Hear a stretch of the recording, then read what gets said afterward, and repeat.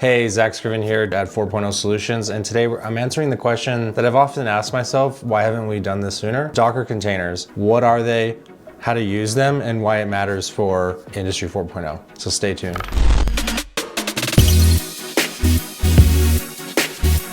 So what is Docker?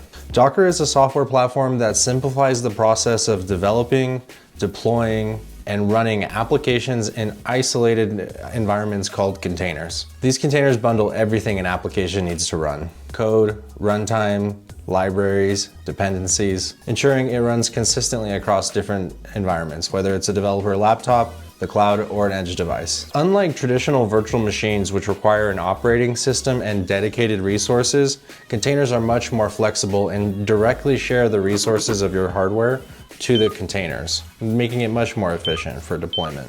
What this means is whereas you can only run a few virtual machines on a given machine, you can run many containers, making them lightweight, fast, and efficient. So if you're like me and you've heard about Docker containers, but you've never played with it, the question is, how do you get started? To get started with Docker, it's really straightforward. If you're in a Windows or a Mac environment, just download Docker Desktop to be able to run Docker containers on your host environment. Start Docker, launch it from your applications folder, and check the version using the command docker -- version. Installing Docker on Linux is pretty simple, but I'll leave out the commands for it. But once you do run those commands to get Docker installed on Linux, you can check the version using docker -- version. So how do you use Docker once you've gotten started? To pull an image, use the command docker pull MySQL. This is going to pull from Docker Hub the image for MySQL in the latest version.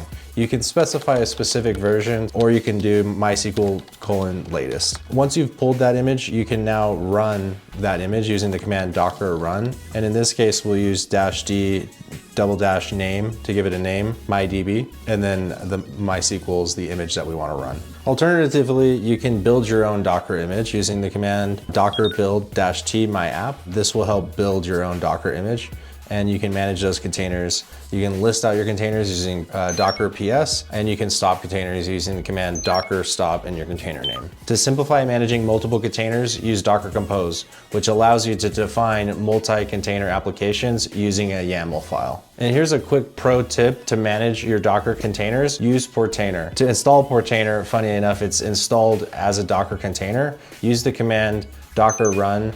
Use this command here to get your Portainer installed. And what's awesome is that if you don't have the Docker image pulled down and you just use the command docker run, it's smart enough to go and look for the repository for that image. And in this case, we've defined a couple of parameters. -d runs the container in a detached mode, so you're not locked into the console when you run it there. -p, we're mapping a couple of the ports for web access. Then we're --name is giving it the specific name of the container that we want. If we don't define one, it will generate one randomly. --restart always allows this to run as an always on service. This ensures the container restarts on failure. This -v parameter allows the Portainer to interact with Docker's daemon, allowing Portainer to manage Docker environment. And this -v parameter stores Portainer's persistent data. So why does Docker matter for Industry 4.0? Number one answer is time to value. When you think about setting up an application, if you're installing it on the bare metal, like on your machine or on a server in the cloud, you're going through a series of steps to install that application on the machine. Sometimes these are very simple, but sometimes it's very long. But in general, you still have to go through those steps to get that environment up and running. With Docker, you're taking all of those steps and combining it down into a command, docker run, docker pull. And with being able to define certain parameters that Docker container uses upon startup allows for scalability and time to value. You're spending less time installing applications, more time deploying them and in production. So where this would really come into play is in edge computing. So these lightweight containers that are resource efficient are ideal for edge computing applications. Scalability, being able to add or subtract containers, to be able to deploy new containers at new facilities, to be able to manage and update containers at an enterprise scale. You can't really do it any other way. To do it any other way, to do it manually, would be a nightmare. Portability, this ensures that your application is running consistently across different environments. Cost efficiency, this allows you to optimize the resources that you have available to you at the edge and be able to run more containers for the same given amount of resources you have. So another great example is, this doesn't really apply just to industry, Chick-fil-A also has a really great keynote that I'll link up in the corner here, but it's essentially, they run their entire store, over 2,000 restaurants. All their applications are Dockerized and containerized. So all that to say, if you're not using Docker containers already, I recommend getting started using Docker Desktop. You can download it for free and get started today. I wish that I had started sooner. I'm playing around with it now and I'm really starting to see the power of how I can